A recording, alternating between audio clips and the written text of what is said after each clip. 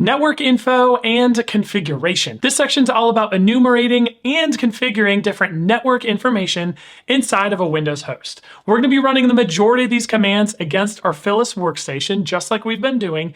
And we're actually going to skip some of the IP setting commands just because we're not going to run those on Phyllis's workstation. Feel free to try those on your own workstation. They work great if you don't want to go through the GUI to change IP addresses, or if you're in a really rare situation when you're on a remote target and you want to change its network information, you can run through this guide. They're awesome commands to have. So let's jump right in. ipconfig whack all, copy that one. Let's paste it over here. We'll execute, and we get all of our network information here. So let me scroll up.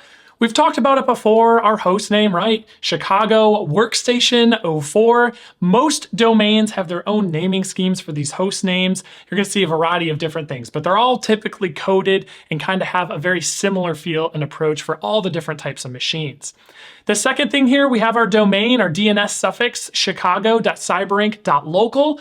We're actually going to be compromising the entire Chicago domain. We're going to be working our way up to the Cyber Inc. parent domain, and then we're going to be going back down.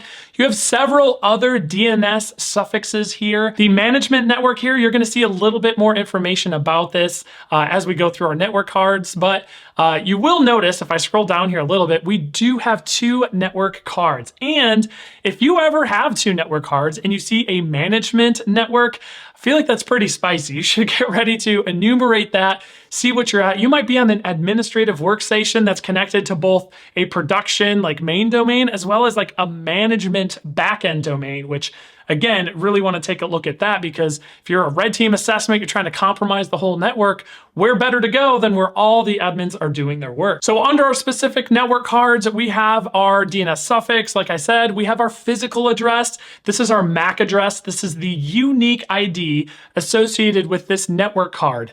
Technically, these should never be repeated. These should be unique to every single hardware device, but I don't necessarily think that's the case anymore. A lot of virtual machines too, you can change them. You can clone these, you can spoof these, but continuing on, you can see if the computer is DHCP enabled. Is their IP address automatically retrieved and set up, or do they have static IP addresses configured that they configure an exact IP address for their machine every time? The big thing to note here with DHCP is to realize your computer could change IP addresses. So if you're getting a callback from your remote access tool, it could say you're on a computer with this IP address. If it comes back with a different IP down the road, just be ready to compare that host name to see, okay, the IP address changed. That's normal, right? The computer rebooted and just got a new one. Don't freak out too much in that situation. You have its actual IPv4 address here. You do have its IPv6. Typically, I haven't used IPv6 too much in different operations. And then, like I mentioned, we have a whole nother network interface card. We're not going to be playing too much with this management network, but again, in the real world, take a look, see what other hosts are around. Moving on down, we have our display DNS IP config. This is just going to show the different DNS records that are cached on this machine. We're not going to see a lot on this system. You do see the domain controller here, the two different network interface cards. It can reach the domain on both. That's why you see both listed here. Moving on to the next one, Netstat is awesome. Netstat is going to show you active connections currently running on this target machine. So Netstat, TAC ANL, let's see where we're at. You're going to see a bunch of active connections. Now I want you to pay close attention. We see this time wait just blowing up. This is actually our Sliver remote access tool. Now this is a great example to always have a firm understanding of how your tool sets are running on the target host. If I was testing this tool out, I would probably want to go reconfigure it or figure out why it's blowing up the netstat like this. Because if an administrator does log into Phyllis's computer and look at the netstat, they may see this. This is gonna stand out like no other. So definitely test your tools, make sure they work appropriately. Sometimes you have to do a little bit extra configuration to make sure they're good to go. So scrolling up here, we can also see different ports that we're listening on. You can see that this Windows machine has OpenSSH installed. It's currently listening on port 22, which is really interesting, right? We have port 445. This is Windows Net BIOS. So this machine's a part of a domain. It has file shares. It has other things open to help it synchronize with that Active Directory domain. And that's what part of this port 445 is for. Again, moving on, we have another cool netstat. There could be rare circumstances where you're waiting for these connections to occur so you can capture and see where the workstation's connecting off to. Maybe it only connects off once every hour and you want to have something just continually running checking that. This is a great command. And actually, We're going to run this on our Windows attack. A lot of different remote access tools do not play well to persistent commands. A lot of the commands remote access tools process are commands that you can just run and let go. Run and forget brings you output. But a command like this that's just going to continually run in the background, you probably want to set up some type of bat file or some type of background job to go ahead and run that. So we're going to run this against our Windows attack here. We'll bring up our command prompt and let's go ahead and fire this one off. So we'll do netstat tac ANOP TCP. This one's really cool. A lot of times UDP connections aren't as important for what you're looking for. This will make sure it's only TCP connections. And then we're going to give it a 3-second interval, and then we're going to output it to C users, rogue operator, desktop, and then we're going to call it netstat.text. So we're going to run this just running in the background. We saw our file just created here. Let's go ahead and open it up.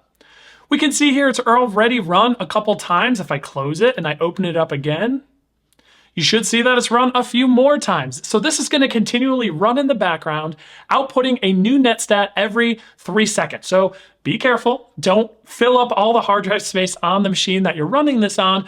But if you set this to 10 seconds, you just want to capture connections going on over time, it is a great option. Here we have another netstat that's being piped into that fine string, and it's only going to return lines that contain listening.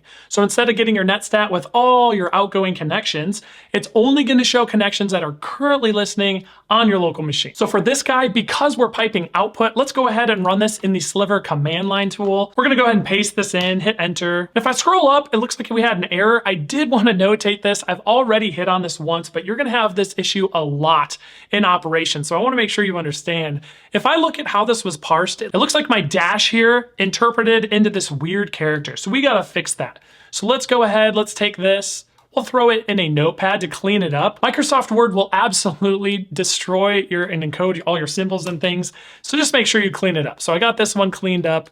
Let's see if we can run it here and see if it works. Awesome, that works. So it was our dash being encoded weird. Make sure you clean those up. But taking a look, we only have our listening ports. So our host is currently listening on all these ports. We have our tried and true route command here. Now, typically in an assessment, I'm only really looking at routes if the host has some weird network configuration. Kind of like this, if we have multiple network interface cards and we want to know what traffic is being routed to what card, you're going to run a command like this to get more of that information. So this prints out my route table. I'm not going to go into all the details of routing. There's a lot to cover here. Definitely a lot of really good foundational classes that already cover that information, but this command will print out your routes and show you where that traffic's headed. Next up, we have our ARP, kind of like route. This is going to print more advanced network information. This is going to show the various peers that are around you, and it helps the computer route and forward traffic to the correct host. So ARP is where computers kind of link that physical MAC address to its individual IP address. So this is just a good way to figure out what other peers are nearby that you can listen to. And then we get into some more advanced commands.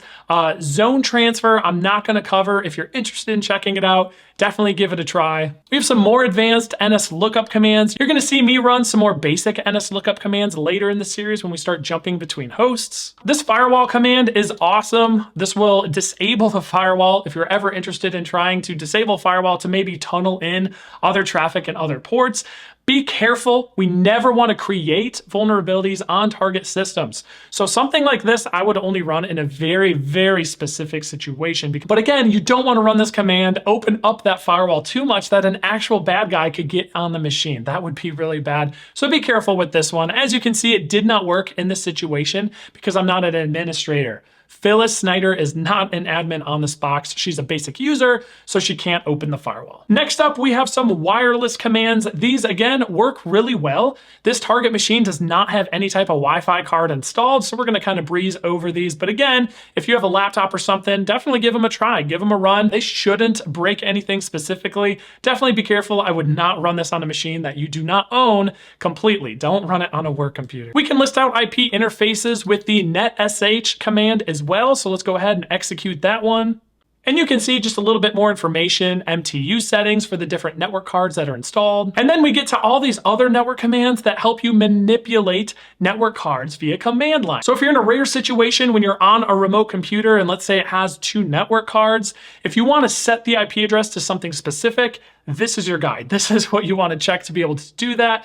Typically, if I'm changing IP information, it's on a machine I control, so I'll do it through the GUI just because it's a lot quicker. But like I said, this is great info to have if you ever need to do it from the command line. But that's a wrap on this section. A lot of these commands you should be free to run on some type of virtual machine. Like I said, don't run the firewall command or anything that can hurt the computer, but a lot of this stuff you're going to be running on the different hosts you land on to figure out what their IP address is, if you can even be on it, if you're authorized to be on it. Typically, you'll run your IP config and check the host name and IP address.